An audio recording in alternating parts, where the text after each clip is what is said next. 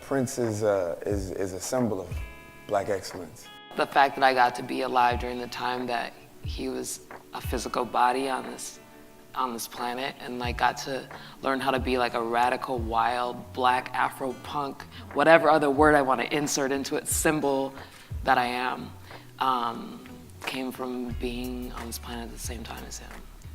He was just a shy guy who valued his privacy. There's that remembrance that not everything that we do has to be a hyper share. Yeah. That, you know, if you can, help. And it's not always because you want the world to know, it's because you should. When he would be performing, you would feel deep love and joy at the same time. Like there was a full openness of him that let you feel connected to his work that was not, I don't think, typical even for other amazing artists.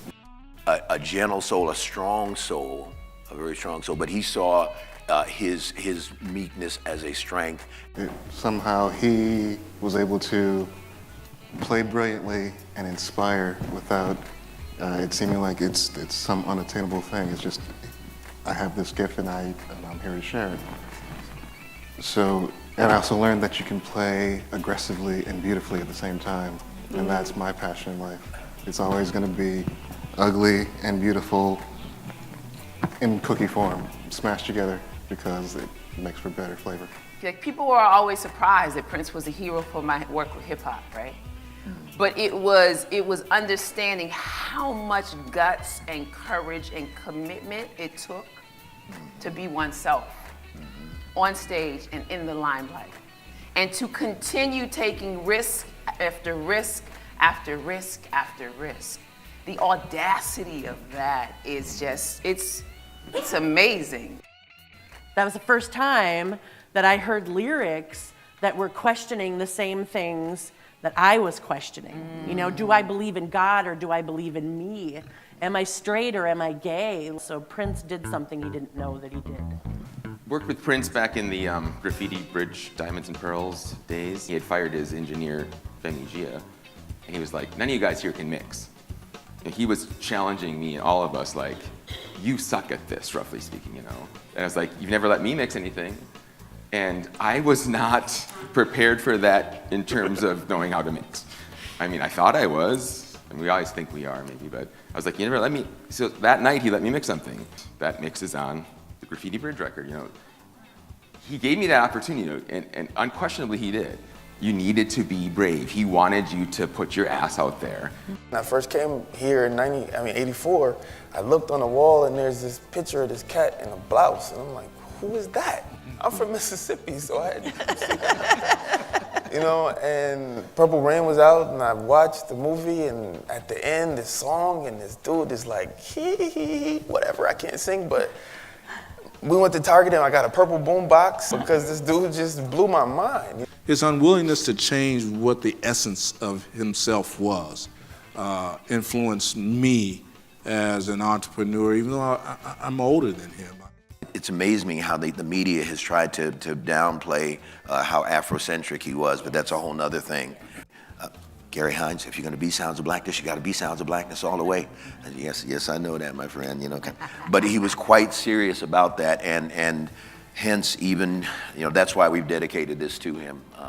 So a direct impact on not only imploring us to continue to be who we were, but to manifest that and to bring the youth into it and to keep that Afrocentric and that consciousness in the forefront. Prince was an amazing businessman who was very astute, but he was also very street.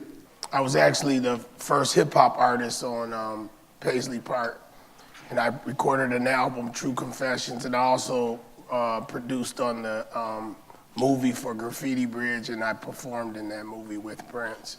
I got a little story that'll take you back to the early days of Prince and Soft and Wet. See, Prince and I was pretty good friends. We used to ride around in his Datsun 210. Growing up in Yugoslavia, I loved listening to American music. My gosh, how can this short man in heels like this still be like so sexy and cool?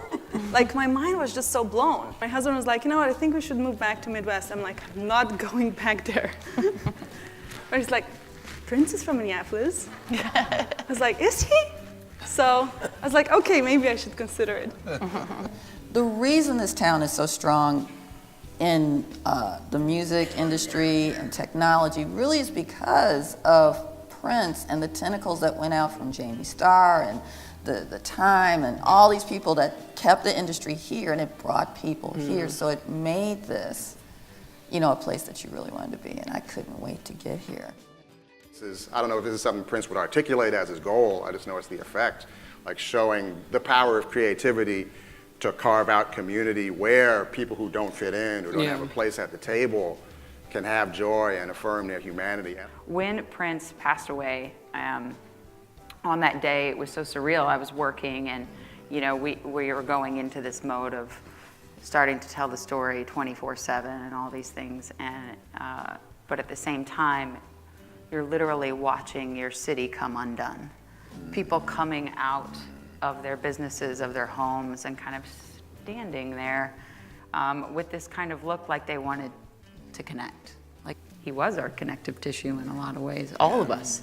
I remember running through the crowd like bodyguard with my hood on, trying to get through to get to the stage, and there was just people, you couldn't see past Hennepin. All you could see past Hennepin was people. And just the turnout, the emotion, how it was just the emotion and the tension in the air, and just everything was so thick you could cut it. And then the sky turned purple, and there was people running everywhere. And I remember being on the stage looking like, oh my gosh, this man is here. There's different kinds of legacies. There's his assets and intellectual property, but there's the legacy of that world that he showed us we can create, and it's on us now to make that world. Amen. Yes. Thank you. Thank you. Give a round of applause.